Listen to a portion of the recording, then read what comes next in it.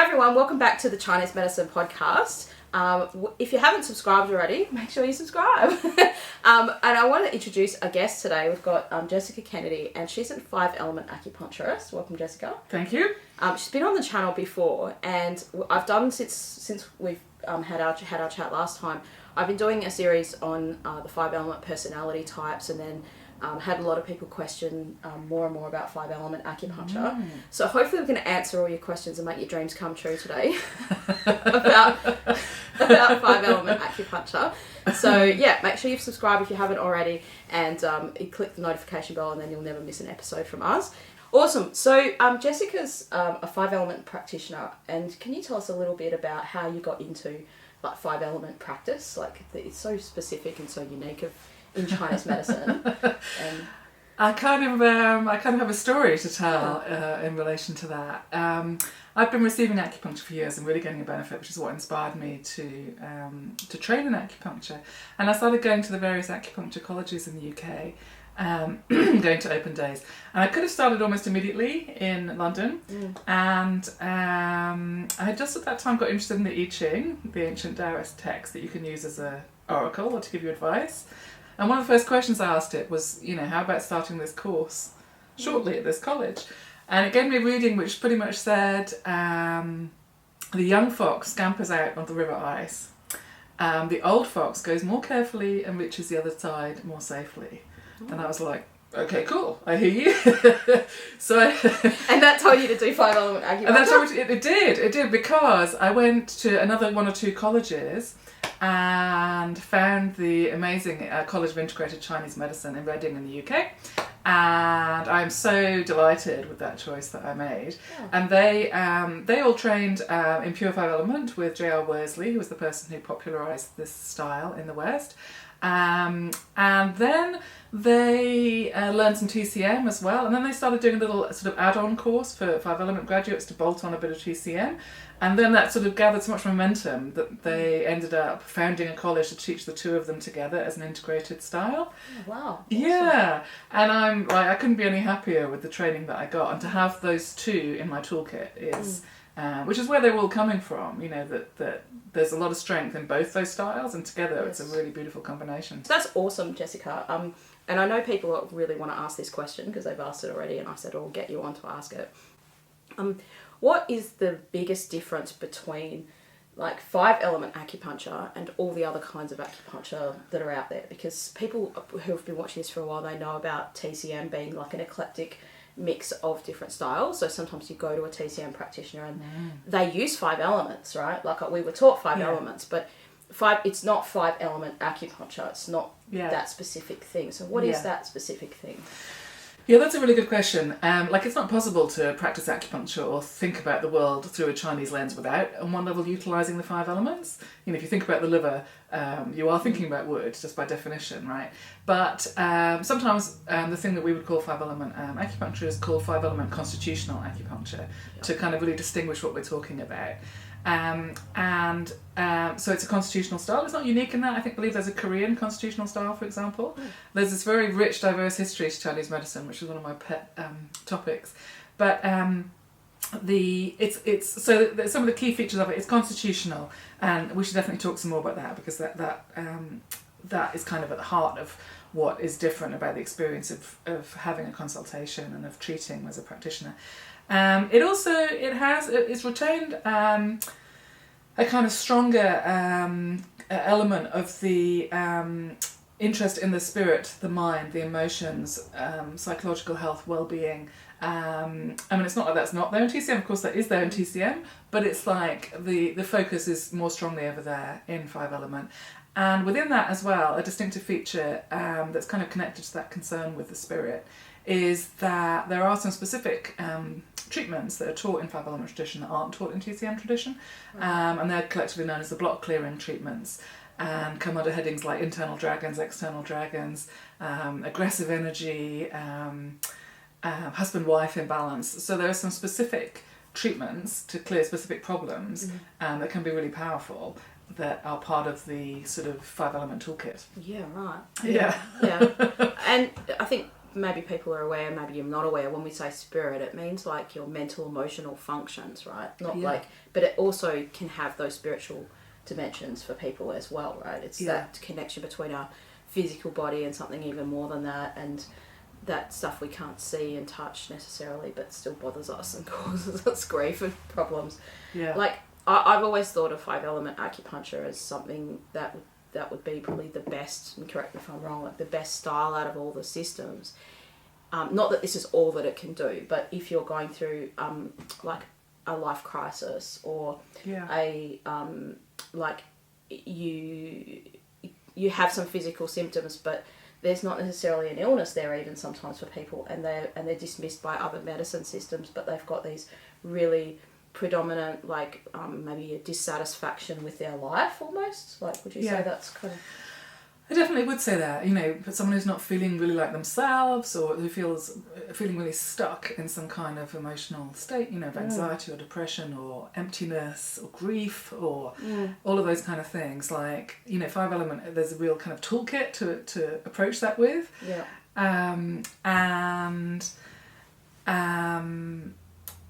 It really varies how like I think people are drawn to the right practitioner for them, just in the big picture. But a lot of people watch this channel because they're looking for the right practitioner too. Yeah. Like, so they're in search, and that's why we want to kind of explain it. Like, and through this channel, I've got to meet a lot of people that are like, they become disillusioned in a way, or they're like really interested in Chinese medicine, but then they're like, wow, there's all these other sorts of things out there. So, and it's such an interesting style that no one's really telling much about, maybe because there just aren't that many practitioners of it either. Well, it's super rare here in Australia. You can't qualify in 5 Element Acupuncture as far as I know, in Australia. And I think it's possible. I might be the only practitioner offering this style in Western Australia, which is a vast state. Although there definitely are practitioners on the East Coast. But roughly how many states. Do you think? Like, do you reckon there'd be 10, 20, 30, 100? In Australia? Yeah. I don't know. I think probably... I did see a listing at one stage, like a directory, and I think it had like 20 or 30 people on it. Yeah, so it's a handful of practitioners. Yeah. It's not many. Whereas in the UK, there are at least 2 colleges, or is it 3, where you can qualify in 5 Element Acupuncture. And in the US as well. I know there's one in Florida. I'm not sure where else they are in the US. But, you know, that there are legions of acupuncture students every year being trained, sometimes purely in 5 Element with no TCM. So, here it's a bigger challenge. And also, awareness is low. And I was thinking about that just then. Like, it's here, I'm quite often having the experience. People come to me because they've got a sore elbow or sore knee. And I help them. I do my best to help them with their elbow or their knee, obviously. But, you know, while I talk to them, you know, one of the features of 5 Element practice is a very comprehensive, very holistic diagnosis process for each individual. And I discover that they feel lost, that they haven't been the same since some event happened 10 years ago in their family, or they had a traumatic experience, or whatever it might be. And further down the line, not everyone has a sort of a miracle kind of, you know, response to 5 Element Acupuncture. But you definitely, I think if you start hunting for it, you'll find people on the internet who are just so happy about what they received, because they are the ones for whom it was life-changing. And it's a really, like, joyful thing to be party to someone kind of really reconnecting with themselves. And I definitely have seen people sometimes just their lives completely change, you know, they sort of kind of blossom into themselves, and their love life, all their problems resolve themselves, their career takes off, they have this clarity about, and this clarity that they have, like, transforms their whole life. I should, of course, mention that this is none of these are evidence-based statements, you know, this is within, you know, it's within my experience, but in no way could I tell you that there are, like, scientific studies to support what I'm saying. Well, it's very hard to put this into a study. Like, it's almost impossible. Yeah. Like, did your life change? Is that the question that you've got to investigate? Did you go through a blossoming? You know, that research isn't really being done. Well, so anyway, but, you know, I want to be outcomes, though, so I think it'll be all right to say that. We have to be super careful, and like, you know, it's correct, you know, that we have to be careful what we say. And so, you know, I want to share this with you, but I also want to be really clear that I'm not like, you know, none of these outcomes are guaranteed. That, which is really true, and also that there isn't a scientific evidence base, and it may be quite some time before that would ever arrive to support some of what I'm saying. But I'm sharing from my experience. Yeah. Okay, that's awesome. When people go to a practitioner, what would they what could they expect to happen? Is it going to take longer than TCM if people have had typical acupuncture before? Yeah. What's going to happen? I think it often is going to be longer. I mean, it's a really broad church, acupuncture, and even TCM is a really broad church. Two different TCM practitioners will practice in very different ways. But I think on average, yes, a 5 element practitioner is likely to spend quite a lot more time speaking with someone up front and asking, my patients come in maybe and ask about, with their sore elbow, and I of course discuss the elbow, but I also, and actually I have them fill in a giant form before they even come. Not that that's an especially 5 element thing to do, but I want to know about their whole life, their whole health, all of their emotional well-being, and my form literally asks them, is there any event in your life after which you haven't been the same in some way? That's not a TCM kind of thing. Yeah. So that's very different. Yeah, and then I will spend time on, and I'll ask them, briefly about their relationships, with their partner, with their parents, do they feel supported in life? Really trying to get a holistic understanding of how they are and what their circumstances are. A person's constitutional diagnosis is referred to as their CF in the jargon, which stands for constitutional factor. And it's one of many factors. There are also external factors pathogens that come in coughs and colds. There are and wind and weather. The whole range of factors that cause disease, and constitutional factor is one of those. Can be a cause of disease. But the goal is to look at that person, understand their constitutional factor, but also understand everything else that's going on. Are they stressed out? Are they overworked? Yeah. Are they suffering because their home is damp and mouldy? Yeah. Were they constitutionally weak, unfortunately, from childhood? And that's part of their, how they are today. I think some of it's not uncommon, actually, I guess, that I sit with my patients, especially here in Australia, where people's expectations of acupuncture probably more based on a TCM kind of style. And they look slightly confused about. And people appreciate normally really being seen and really being heard and having the opportunity to really talk, really explain themselves. So it's not like it's a negative experience, but it often, I think, is a slightly unexpected experience. Yeah. I guess it would be if you thought you were just coming in to get your elbow fixed, and then you're like, oh, there's all these other things there. Yeah. That's right. But also, it would probably be very cathartic for people just to kind of unburden themselves and almost have a life audit of where am I now in life, and have I don't know. Do you ever ask yourself have there been any life experiences where I've never? Don't put that in the comments. Don't tell your personal details in the comments. Some people share too much, but it's probably good. It's probably just cathartic just to even ask yourself that question, sometimes you can't change, obviously you can't go back in the past and change it, but you can't move forward from something if you don't know that it's blocking you, it's there, right? Yeah. And then I think something that's not necessarily evident to the patient in that whole interaction, that whole consultation, is as well that the 5 element practitioner is really diligently observing. They're hearing what the patient is sharing, but also really looking, really listening. Because the constitutional diagnosis, which is a core feature of that process, is tricky. In TCM, you have your symptoms, you match them to a syndrome, and off you go and you treat, right? In 5 element, if you don't get their constitution right, then that kind of handicaps your whole treatment. And sometimes a person walks in and the constitution is just singing out of them. That happened to me the other day, actually. A patient brought a family member in, and the family member was just like, oh my God, fire, fire, But more if it was if it was always like that, it would make life a lot easier for the practitioner. But normally it's quite a lot trickier than that. And you might, I don't know if you realise, but the constitutional diagnosis is not based on symptoms. And it's not based on tongues, and it's not based on pulses. Wow, okay. Yeah, those things don't feature. So what's it based on? Exactly, right. So it is based on colour, sound, odour and emotion. Okay. Okay. So colour refers to the colour of on the face, different aspects of the face, and all relative to the person's ethnicity and their natural skin tone. And so metal would often manifest as a bright white face, a sort of often very fine skin as well, like a really sort of porcelain, perfect white skin. Okay. A water constitution is going to have blue, quite often here, but also sometimes just a sort of, I want to use the word saturnine, like a kind of dark look to them. I don't mean negative dark, but just like literally dark colours. And yellow for earth, and what else have we got there? Red or lack of red for fire, and that might be the whole set. Wood. And greenish, brownish colours.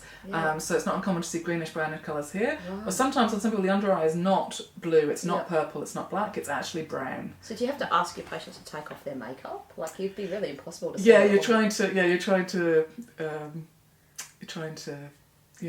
Yeah, because assess, people have those assess colours as best you can on their face. They're naturally, like if women wear makeup, they'd naturally be covering that over. With concealer and absolutely whatever, if they wore makeup. Well, it reminded me as well. I also do some Chinese face reading. I studied with the wonderful Lillian Bridges, and when people have altered their faces as well, it's like, well, okay. Yeah, Botox though. Yeah. I'm gonna get lucky tonight though. Or change their nose, or they change even the bones of their chin sometimes. Okay. Anyway, it's a whole other topic. But you need to adjust for makeup. You certainly need to adjust for ethnicity and skin tone. I've been putting some slides together recently. I do have in mind, I'm working on making an online 5 element little course. Awesome. Yeah. So I've been looking at photos, and I have been able to find a good selection of photos of people with really dark skin tone, but where I'm seeing the thing that we call white. Yes. To make that point. Yeah. Because obviously it's all depending relative to the person's background, heritage. But okay, so we're looking at colour and sound. We're listening to the voice. So is it shouting, laughing, groaning, weeping, or singing? Right. Okay. Or you can have also lack of laugh, lack of shout. Yep. And colour, sound, odour, and emotion. I'm not actually that great at odour. My sense of smell is better now actually than when I was younger, when I trained in acupuncture.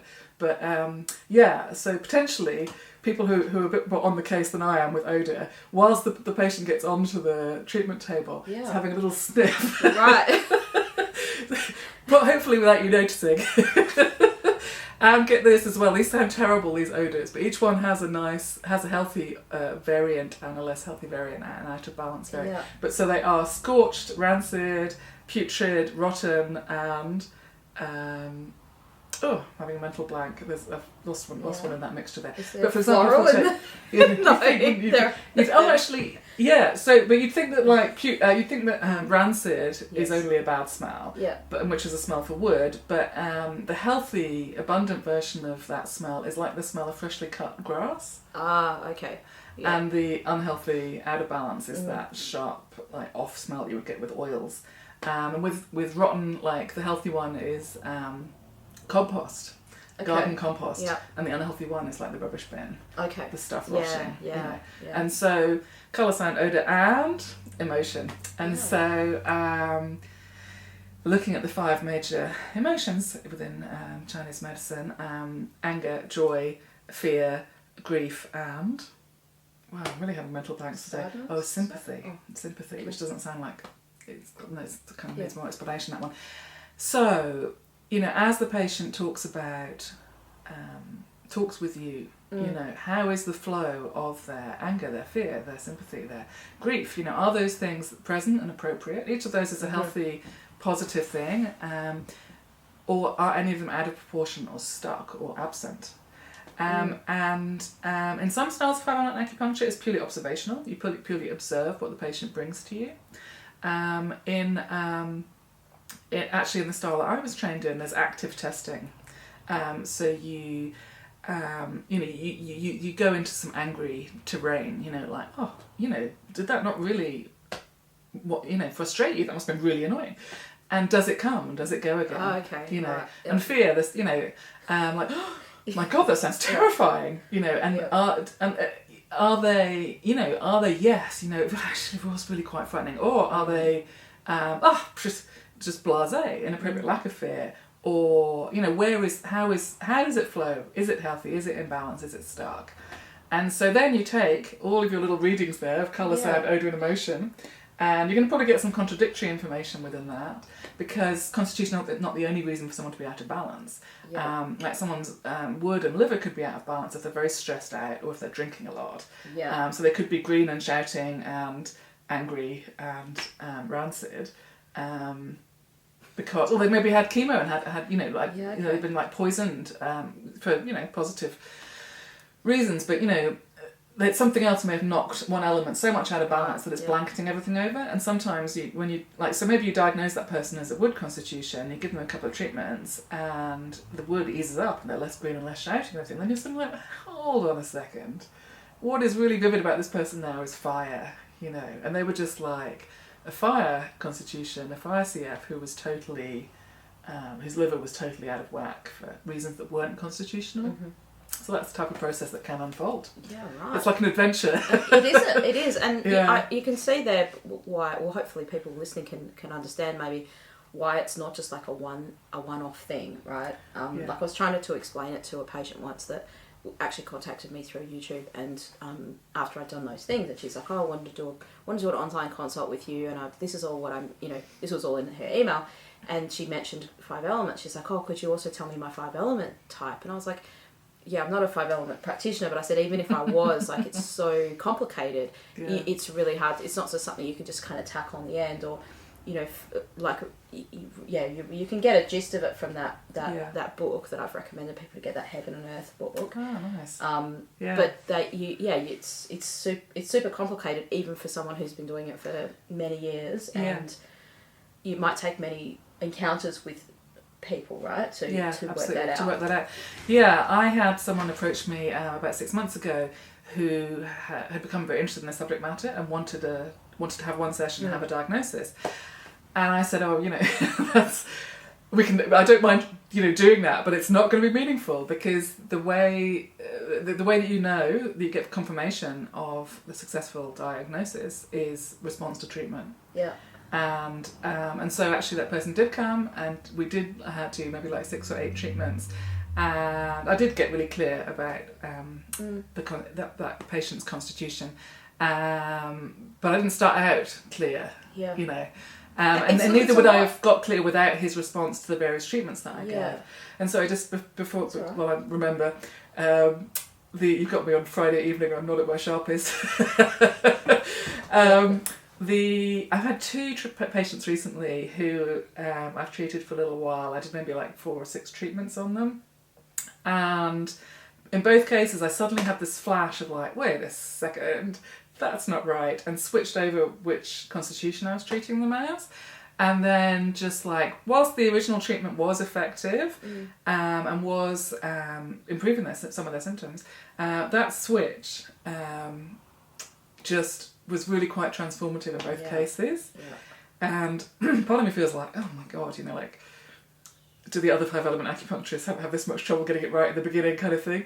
But the other part of me feels like, no, like, if they weren't coming for 5 element treatment in the first place, they might never have received these particular treatments, because it isn't just driven by their symptoms in the beginning. And every now and then you'll diagnose someone's constitution as being in the element where they have like literally no symptomology, so they've got a bit of fire stuff, a bit of liver stuff, whatever, nothing going on in the lungs and the large intestine, but still definitely a metal constitution. That occasionally would happen. Yeah, I was just going to say it's a little bit like that in Chinese herbs, particularly the classical style of herbs. And I didn't learn that in TCM herbs for sure, but in classical herbs it's like, okay, you check the pulse and you go by the symptom or the key symptom that you're prescribing that formula for, and you give that formula, and if that formula like works, then that's the confirmation that was the right diagnosis. But if you give it and you sometimes, like what you said, you're sort of like on the right path, or like in herbs you could think you're right in the right formula family, but not, you could tweak that formula a little bit or change, it might be a modification or slightly different. Or if sometimes even in herbs, if you give that treatment and they get worse, then it's like there's actually like an opposite formula that's right. That's you won't know because the pulse is almost like hiding it. It sounds weird, but it's like in 80% of the cases, the formula you gave would be the right one. Yeah. But there are some like classical lines, and this is all following from those texts. But it's some of those elemental constitutional factors are very similar, right? There's like it's like a Venn diagram. There's an overlapping, and what you might be seeing is just the overlapping. And so it's not until you do the treatment till you work out, oh, it's actually this one and not the within that overlapping. So that's super interesting, Jessica. Like really how it's a process one to go through the diagnosis. Yeah. And since I've been doing those videos about people's like, I've just called them personality types, right? So let's say you're a wood type, or you're a fire type, or you're a whatever type. And would it be fair to say that, like what you said, all the environment and like things in you know your diet and your lifestyle can kind of make you deviate away from what you truly are, right? And then you become that type of personality type, whatever, out of balance, right? Yeah. But also who you are in that constitution just means that's why you have a tendency to certain health problems, just naturally. You can't avoid that. That's just kind of like who you are. Like some people in different types of Chinese medicine, they might say, oh, you're more dry, you're more damp, you're more this, you're more that. And it's like almost like there's no perfect person, right? No. So, I mean, I think one thing within that is that because we're working with health, we're working with people who want some help with their health, we're always thinking about the elements and the organs in terms of imbalance and illness and disease and disharmony. But actually, your constitution is not just a source of those kind of tendencies, but is also where your greatest strengths lie. The things people love about you, the kind of unique aspects of you that you bring to the world, they'll be interrelated with your constitution as well. It's not all about... it's not only, your constitution is not just a bundle of negatives. It's and the other thing to say as well is there isn't like a best one to pick, you know.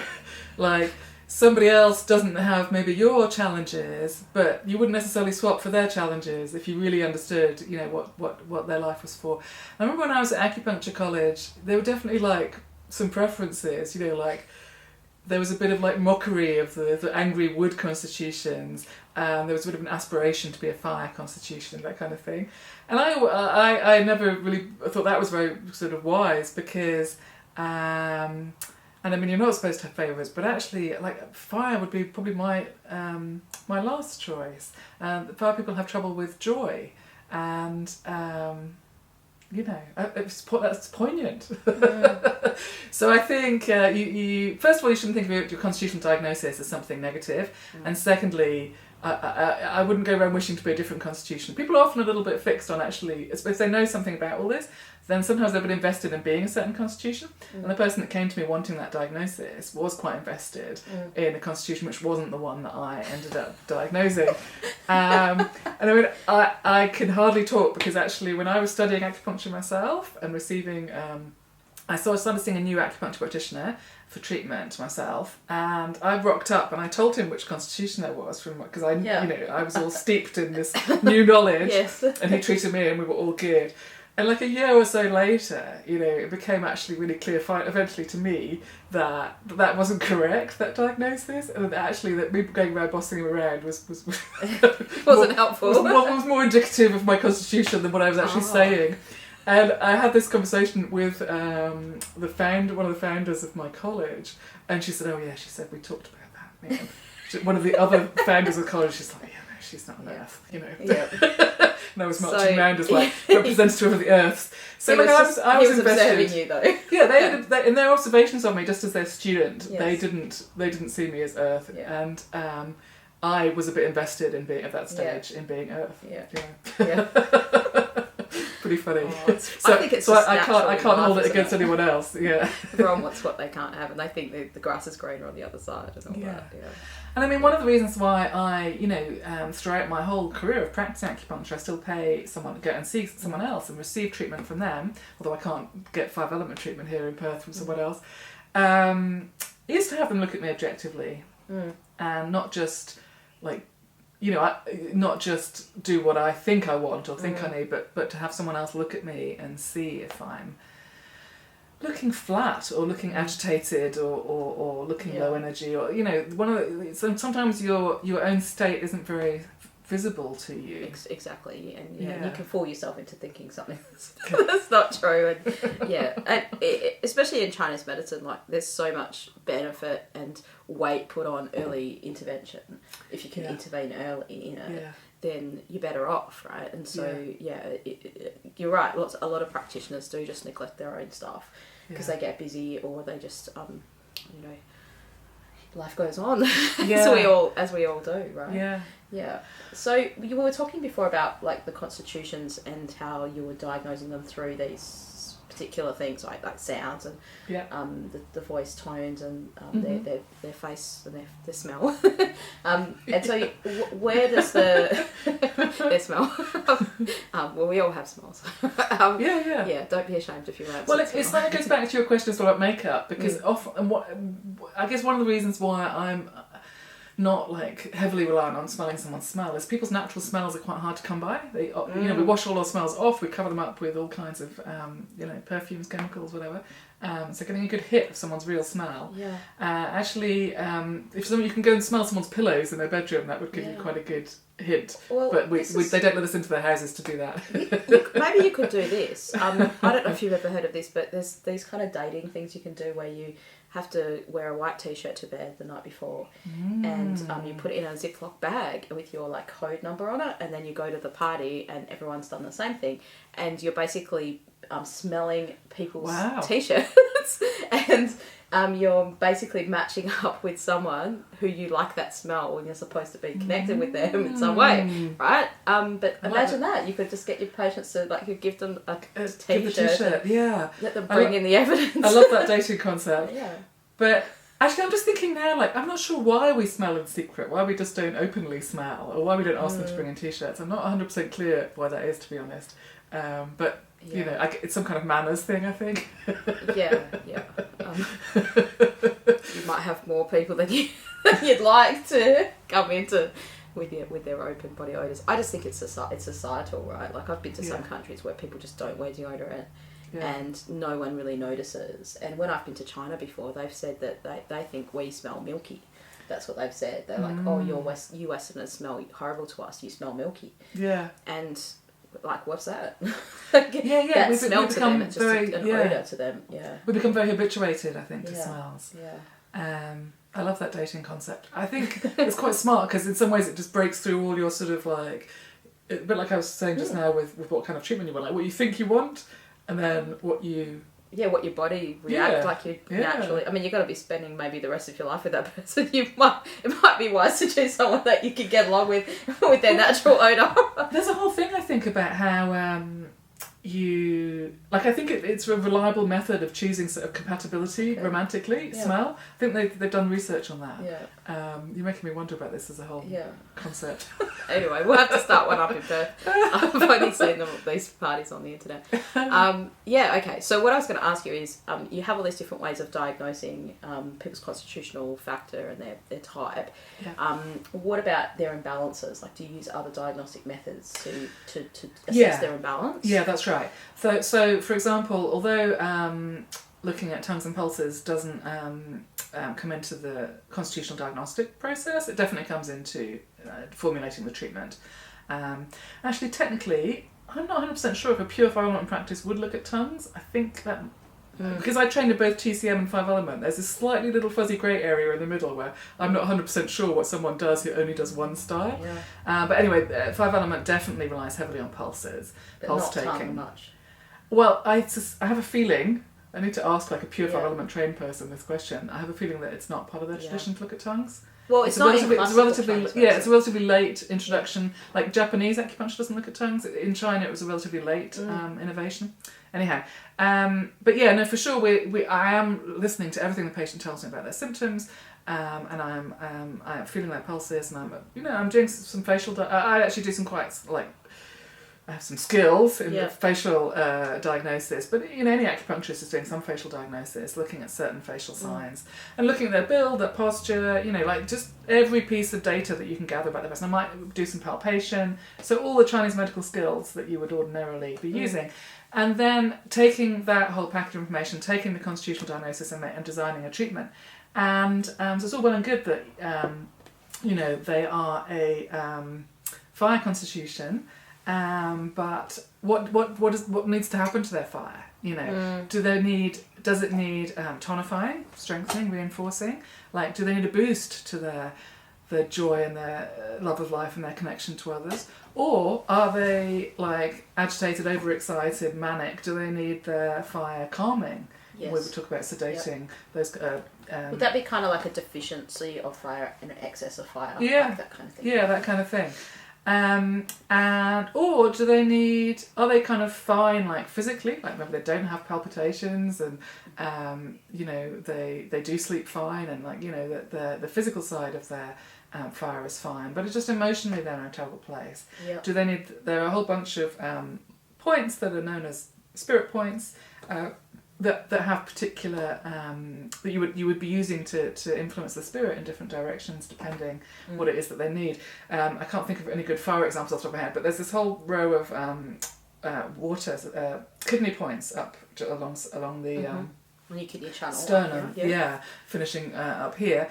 And they have all these wonderful names like Shen Storehouse, which is Spirit Storehouse, or Spirit Burial Ground, or I think it might be a Shen Treasury. And it's kind of like they each do subtly different things in relation to that person's spirit. So, and one of them, the Spirit Burial Ground, it's like when that person needs digging up, you know, when their spirit just needs like, and if their spirit is just kind of buried, it needs to be dug up. It's really interesting to hear this because I think whenever I read this stuff or talk about it, and just hearing you say it, it's like it's all faded away from medicine now, like from mainstream medicine and all that, right? And that used to be part of it, and and it connects with patients. It could probably hopefully connecting with you when you think, I could do with my spirit being dug up, or I know someone who could do with that, it's so it's so earthy, right? It's so connected to and we get caught up on, but what does it do in science? Like, what does it, does it stop inflammation? Does it, like, and sometimes the points do have these additional effects, and, there's lots of stuff in Chinese medicine we don't know, but I just love hearing those names and thinking about, like, how they were named like that for that reason. Yeah. And it's stuff it's connecting to humankind that was relevant in the Han Dynasty, still relevant now. Yeah. Like, the troubles that you're having now, people were having those back then as well. Yeah, that's right. In some ways, Five Element is like which is true of Chinese medicine in general, but it's very true of Five Element, that it's like an ancient remedy for some very modern ailments. When you study TCM, you study the full range of syndromes, you're going to get ones that are basically a person who has something like cholera or schizophrenia or something that you're probably not going to see in your practice on a daily basis. But what the modern malaises, some of them do come from lifestyle, obviously, from food and exercise and so on, and overwork. But the levels of anxiety, depression, in some ways I kind of feel like fixing someone's elbow is a worthy goal for sure. Like, I've got a sore wrist at the minute, I'd rather it wasn't sore. But ultimately it's kind of how you feel in yourself. It's like the bottom line of the whole thing. Yeah. And it's all interconnected, because if you feel better in yourself, you can withstand more trauma to your body, and not that you should have to, but you can get on with things. And when like, it's like when you're really tired, I don't know if you've ever had this, you just had a long day and you've been through a lot, and you just bump your head and then you just burst out crying because you're like, I can't take any more of this. It's like the worst, you're like overreacting because you've just had enough, and your resources are really low, and that's normal if it's been a day like that. But some people live like that all the time, and they're just on the edge, and so even one little thing happens and it's just so traumatic for their body and their mind, and isn't it? Like, that's right. And people are, it's not uncommon to be walking around in kind of quiet desperation, and it's not obvious.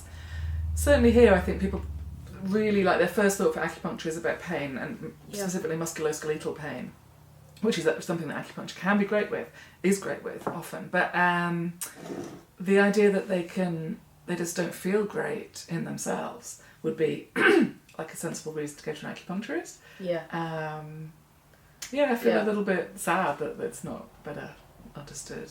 Yeah.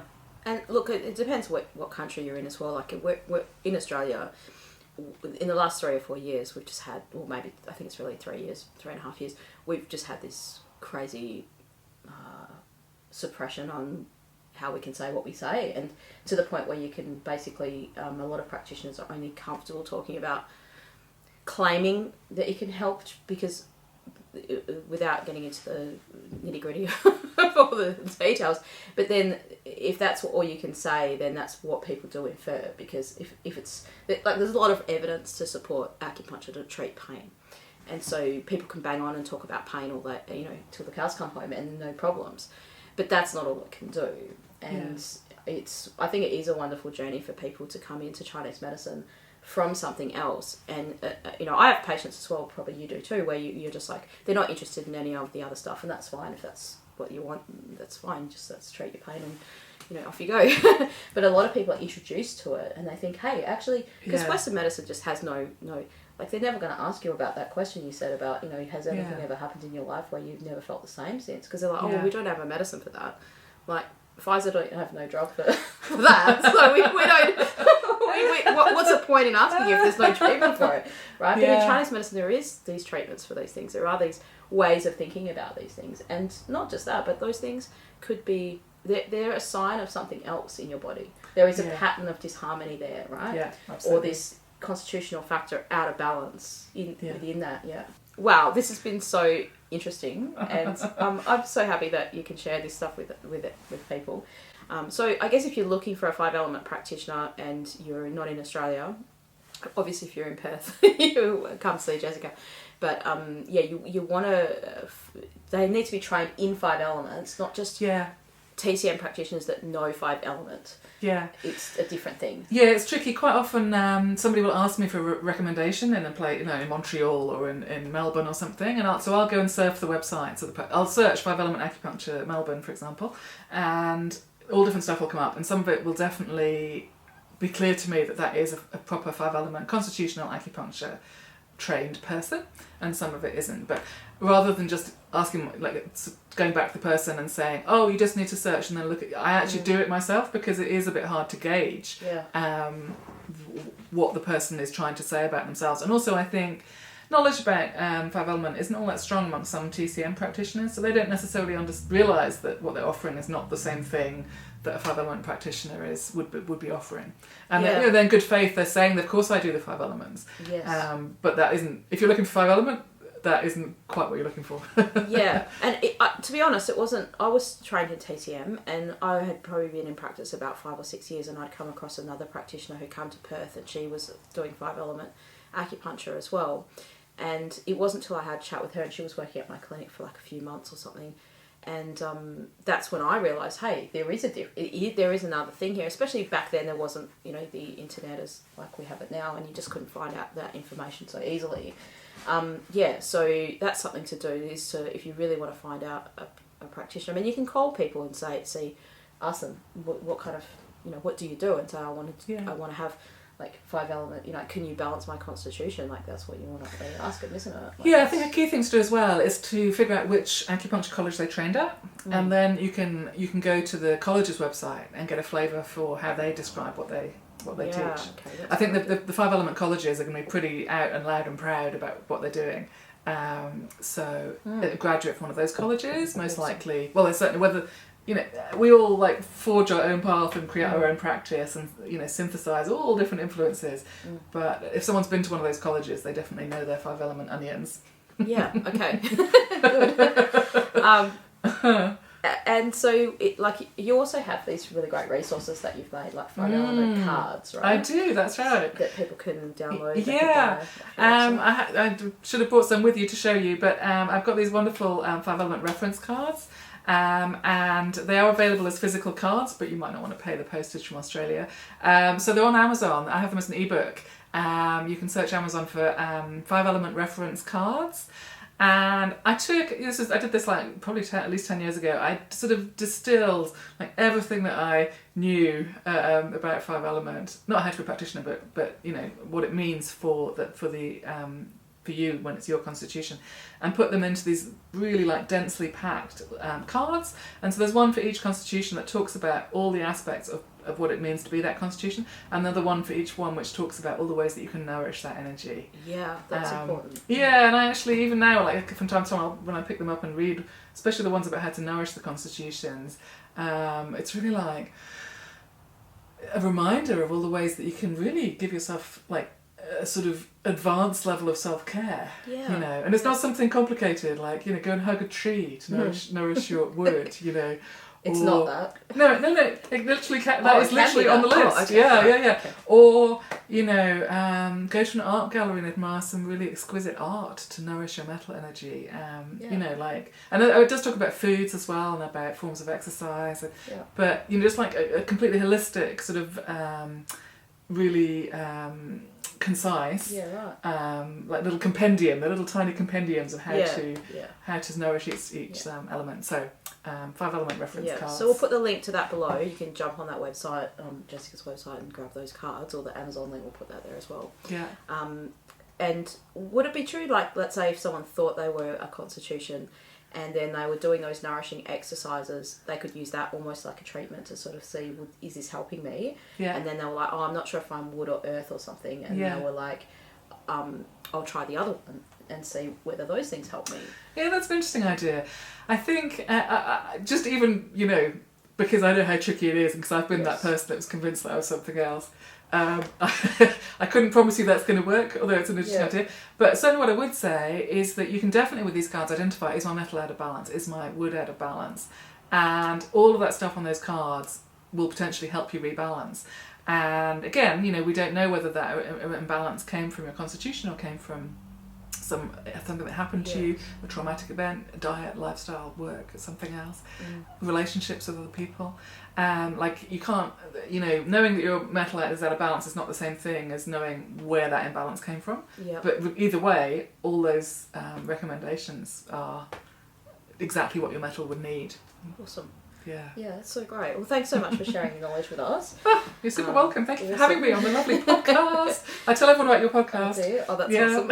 Okay, good. We'll have to have you back on to talk about your face reading sometime. Yep. So if you have a question about 5 elements or face reading, what's great about Jessica is she's in the same city as me, so we can have these chats, which is great. So if you have a question about that, then next time she comes on, she can answer your questions about face reading and 5 elements or different things like that. And thanks very much for listening. I hope this has been useful and helpful to you. And if it has, make sure you leave a comment below, let us know, and then share the podcast with people that you think might benefit. And make sure you subscribe. And that's all. So thank you so much for your attention, and we'll see you again on the next video. Bearing in mind it's all a little blurry thing, I feel like it looks nicely composed. And we've got the little salt lamp between us. Like, you know that Zach Galifianakis? He's like between 2 ferns. Between 2 salt lamps.